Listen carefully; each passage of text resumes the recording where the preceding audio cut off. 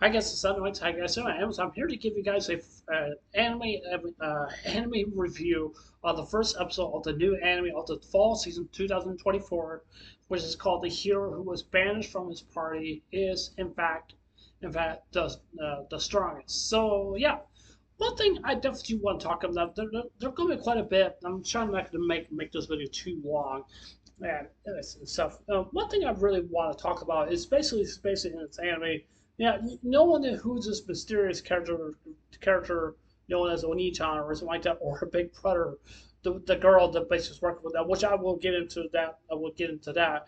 And he seems like he's a very mysterious kind of person. He really actually is. And I kind of want to personally want to say this is really is that I don't know. Some people would think that his reputation, because like what he did to other party members not healing the group and stuff like that, not doing all that he can or something like that. But now he's pretty much basically one of the strongest, pretty much in the group, right? So like that. Let me just say this. I just want to personally want to say this. When it comes to MMORPG games and stuff like that, or whatever you play, whatever game that you're playing, is that it's hard to heal yourself when you're going through to combat, in video games and stuff like that. Especially taking us for instance for World of Warcraft. World of Warcraft is pretty much a good example on stuff like that because they have all different kind of healers. They have like a druid that could be a healer. They have a priest could be a healer. They have a paladin can be a healer.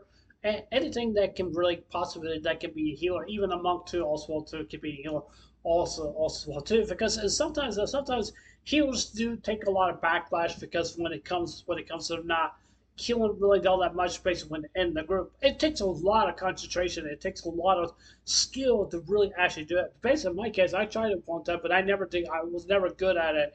Right, I did try to take one time, but it was okay. It wasn't for me. But even though I'm just basically a DPS based kind of guy, you'll play the game, and just make sure the boss go down and stuff like that, and that's what it basically it feels to me. When you're going into raids or dungeons and stuff like that, it's very important. It's very important. You have to do your fair share basically within the group because sometimes they'll probably say like you're not doing what the DPS should be doing, but you're just doing the quickest doing the opposite, and that's what it basically feels to me. And sometimes people do have those basic kind of things and stuff like that, and sometimes people may not be able to be a good hero or a tank or basically just want to be a DPS. But I want to personally want to say here is that I don't think the female protagonist based in this anime. I don't think she's not really taking this personal because I don't think she's really. It's not. I think she's just trying to wants to give this guy a try because maybe that she remembers him, which I think that she does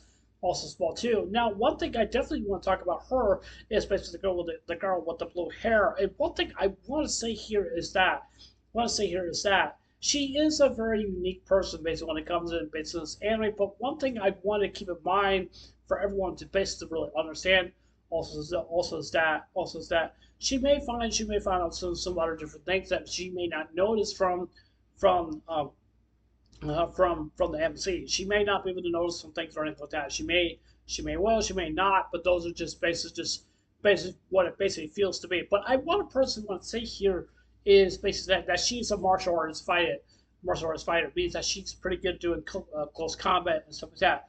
And sometimes when you have some people that does fighting and stuff like that, like a monk is kind of like a martial arts basically kind of player that likes to fight, especially when you have a tank. Sometimes they do that also well too, because you don't have that very much close combat when it comes to people. When it comes to a warrior, when it comes to a paladin, when it comes to a feral, it also comes to a disciplined shadow priest or something like that, and and on and on and on. And sometimes they make it kind of very difficult and very hard. But I personally want to say here is basically that from what I see from right here is that I don't think she's not expecting the MC to be perfect most during the time.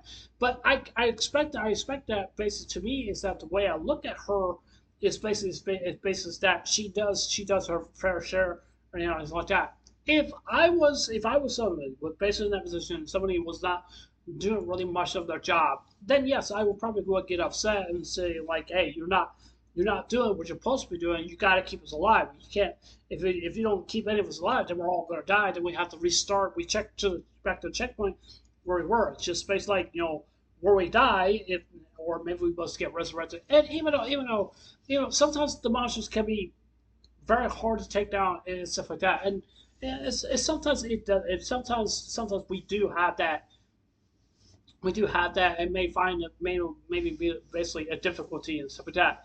Basically in my case, I'm not the biggest fan of doing dungeons. I'm not saying I hate dungeons or anything like that. It's just hard. It's just hard to basically just keep up with the rest and stuff like that. And basically it is. It's very very hard. It's not easy. It's really not. And so I think the same is basically what it's trying to say. Like when it comes to basically basically of video games and stuff like that, or wherever it comes to basically real life and stuff like that. And they have to remember, they have to do their fair share, and they have to do what they need to be doing. So I think basically to me, if the way I look at her, she's not the kind of person that she basically would leave, but I do believe that she is the kind of person that she would expect just to see what the MC is really actually going to do. Now, one thing I don't like about this episode is that she's calling him Big Brother. Now, sometimes some people do look at them as a big brother and stuff like that, and some of them do.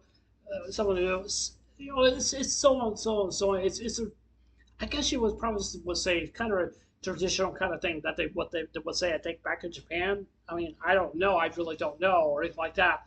But I'm not saying it's a bad thing or anything like that. It's just really don't care for really all that much.